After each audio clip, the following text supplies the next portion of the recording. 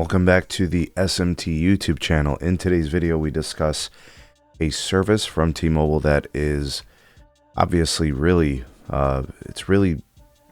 ringing home with customers. What I mean by this is you look at the numbers from the earnings call. We learned from T-Mobile that they added 454,000 T-Mobile 5G home internet customers. And I think probably the more proper way to do this is to just call it fixed wireless access, and then obviously they don't break down business versus consumer. It would be nice if they did, but they don't. Some of the things they told us: we got the 454,000 net adds, 7.3 million customers now have the service. They also mentioned some additional things like it was the best quarter ever for the business part of this service. Right? I wish they'd give us the numbers, but they don't. So we'll, for the sake of this video, take their word for it. We would love to hear the number, of course.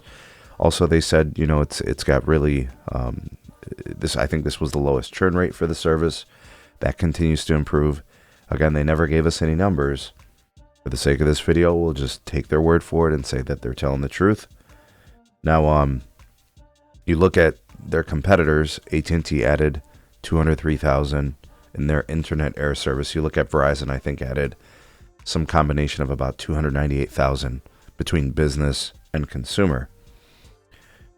T-Mobile's doing a great job with the service in terms of scaling it, in terms of selling it. You've got, you know, price lock guarantees, which is supposed to give customers peace of mind in what it's going to cost them for the services. They include the gateway costs into the cost of the service. They're doing rebates. They're giving, you know, gift cards. They've got options, right? There's optionality. They've got JD Power and Associate customer satisfaction ratings, the NPS scores. Everything is doing really well when it comes to the service. It just continues to outperform, and it continues to overachieve. And when you look at the fallow capacity model, the excess capacity model, they're just building the cellular network, and then they're selling this service on top of the network, along with the primary focus, which is just mobility wireless service, right, for people's cell phones. And it's so T-Mobile's seeing like a massive share taking, and you're seeing acceleration, you're seeing huge quarters.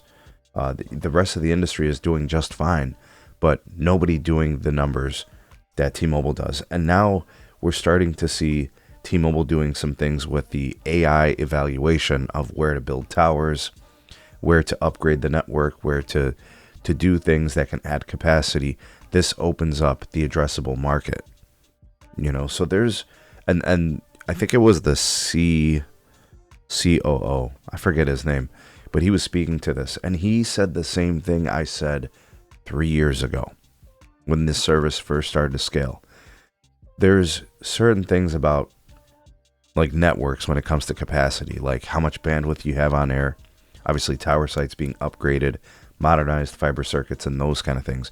But he spoke to 5G as being this pathway to new technologies and features that could optimize or increase, you know, getting additional capacity, squeezing more out of the network existing without having to do anything. So basically software related, network core related tricks, features, and things that are going to be coming to the service. And this is why I said 3 years ago, there are going to be things that are going to happen in 5G networking that will allow the carriers to do more with less.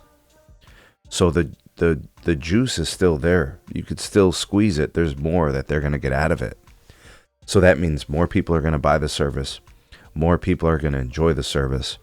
It's only going to improve its upside from here. There's still more upside in customer retention, upside in customer gains, upside in the speeds improving, and the latency is improving.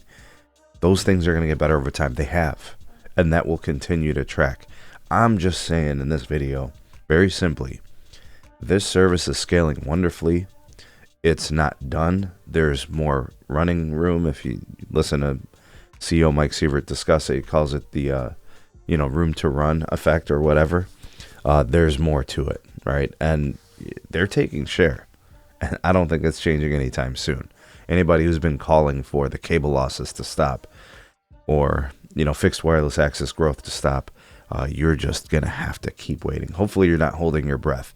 Anyways, let me know what you think about everything I discussed here in this video, from the financial incentives and the deals to the performance and the growth and all those kind of things. Drop me some comments, like, share, and subscribe. Check out some more videos. We'll see you guys soon on the next one.